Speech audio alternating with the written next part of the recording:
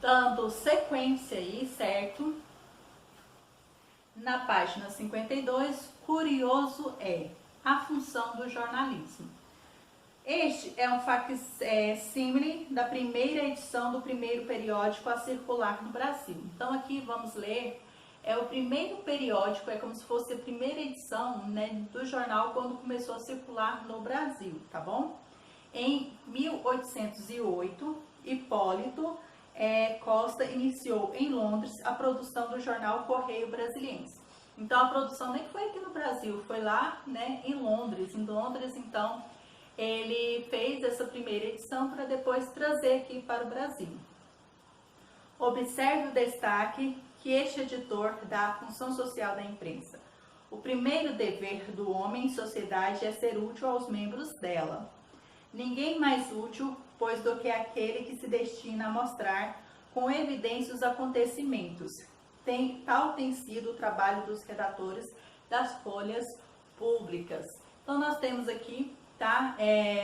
O autor frisou aí, né, o que o editor falava sobre a função aí, né, da imprensa aí, tá bom? Eu vou estar lendo aqui para vocês, né, esse periódico.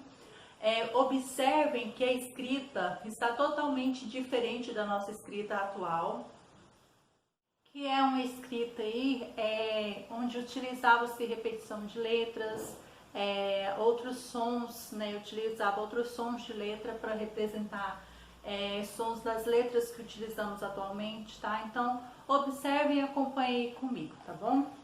Correio Brasiliense, de junho de 1808. Na quarta parte, nova os campos aras, e se vê mais mundo houvera lá chegara. Canoense, e aqui tem a data em que foi publicado aqui. Introdução ou introdução, né, como foi escrito antigamente. O primeiro dever do homem em sociedade é ser útil aos membros dela, e cada um deve ser segundo as suas formas físicas, né? Nós temos aí o pH com som de F, físicas, ou morais, administrar em benefício da mesma os conhecimentos ou talentos que a natureza, a arte ou a educação lhe prestou. O indivíduo que abrange o bem geral de uma sociedade vem a ser o membro mais distinto dela. As luzes que ele espalha tiram das trevas ou da ilusão aqueles que a ignorância preceptou no labirinto da afatia da interpência, da ineficiência e do engano. Ninguém mais útil, pois, do que aquele que se destina a mostrar com evidência os acontecimentos do presente e desenvolver as sombras do futuro.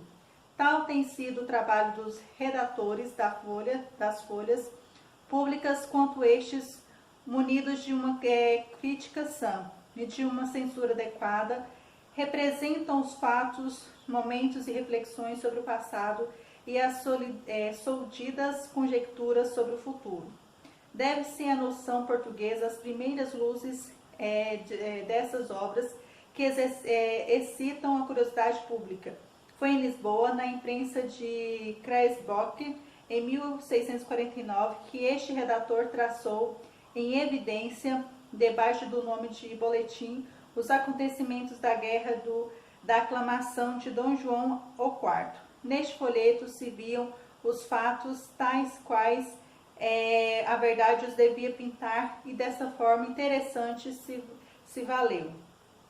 Ao depois, o conde de Ericeira, para escrever a história de aclamação com tanta censura e acertada crítica como fez.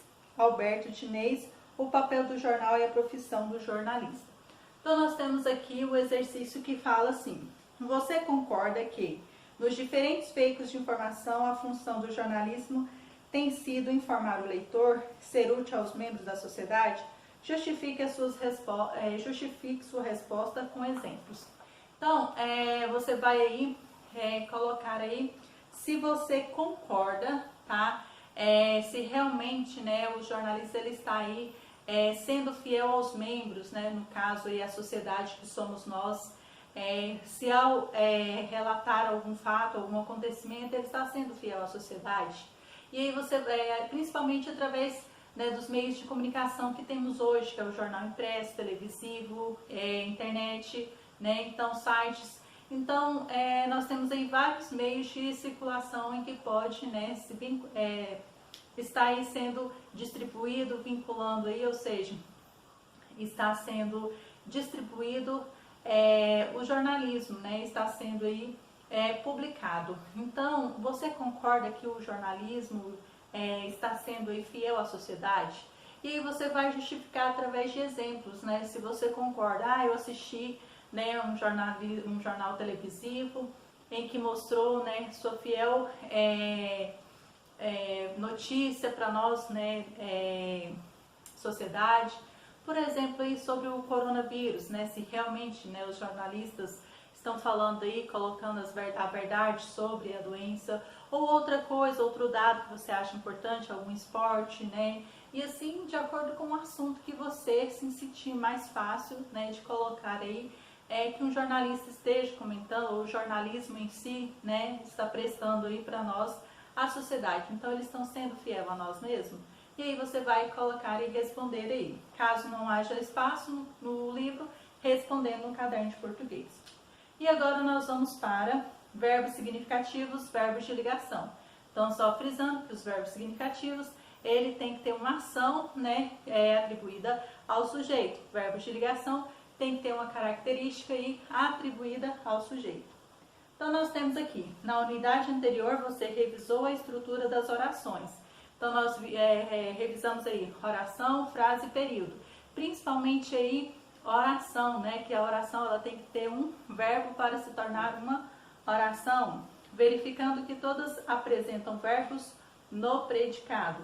Agora vamos rever os tipos de verbo que podem compor os predicados. Então vamos começar aí pelos verbos significativos e verbos de ligação. Releia um trecho da reportagem Os oceanos estavam à deriva. Então nós temos aqui os problemas derivados da escassez e da contaminação da água doce são assustadoramente transparentes. Os da água salgada correm em silêncio. Mais de 3 bilhões de pessoas dependem da biodiversidade dos oceanos para a sobrevivência. Os mares são a maior fonte de proteína do planeta por meio da pesca e criam 200 milhões de empregos diretos e indiretos. Eles absorvem 30% do dióxido de carbono emitido na atmosfera, função essencial sem a qual não existiria vida terrestre. Os recursos oceânicos geram 3 trilhões de dólares por ano, equivalente a cerca de 5% do PIB global. Retome as orações a seguir do trecho e compare-as. Então, primeiro, os mares são a maior fonte de proteína do planeta. 2. Os recursos oceânicos geram 3 trilhões de dólares por ano, o equivalente a cerca de 5% do PIB global. Então, letra A, nós temos em qual das orações o predicado indica uma característica do sujeito. Então, nós temos aí na oração 1 ou na oração 2, e aí você vai dizer qual que é. B, em qual delas o predicado atribui uma ação do sujeito. Então, qual que é que está aí atribuindo aí que apresenta aí um verbo de significativo, que está atribuindo aí uma ação ao sujeito. E você vai marcar se é a oração 1 ou a 2. Observe que forma verbal são, diferentemente de geram, indicam, não indica nenhum tipo de ação do sujeito, mas sim um estado permanente. Os verbos que ligam sujeitos, características ou estados são chamados de verbos de ligação. Os verbos que indicam ação ou fenômenos da natureza são chamados verbos significativos. Então, é o que frisamos aí com vocês. Então, o que dá característica ao sujeito, ligação. O que dá ação, né, que indicam ação ou fenômenos, nós chamamos de verbos significativos, que também são conhecidos aí como verbo transitivo direto, verbo transitivo, transitivo direto, indireto, tá bom? Então, conhecido dessa forma, que é o que vamos estudar adiante aí. Exercício número 2 e o último proposto para a aula de hoje. Observe os verbos de ligação nas orações a seguir, depois relacione cada verbo ao sentido que ela expressa. Então, vocês irão ligar aí, tá? Cada alternativa, né, de 1 a 5, as alternativas A, B, C, D e E. Então, você vai ligar os verbos de ligação de acordo com o sentido que cada uma está expressando. Então, nós temos aí 1, o mar é fonte de proteína. 2, o mar está revolto. 3, o mar ficou revolto. 4, o mar permanece revolto. 5, o mar parece agitado. E aí, letra A, continuidade de estado. B, mudança de estado. C, estado transitório. D, estado aparente. Ou estado permanente. Então, quais dessas alternativas aí você irá ligar aí, tá? Então, nós encerramos por aqui a leitura e explicação dos exercícios. Na sequência aí, a correção dos exercícios propostos para a aula de hoje. Então, beijos e vamos prosseguindo aí.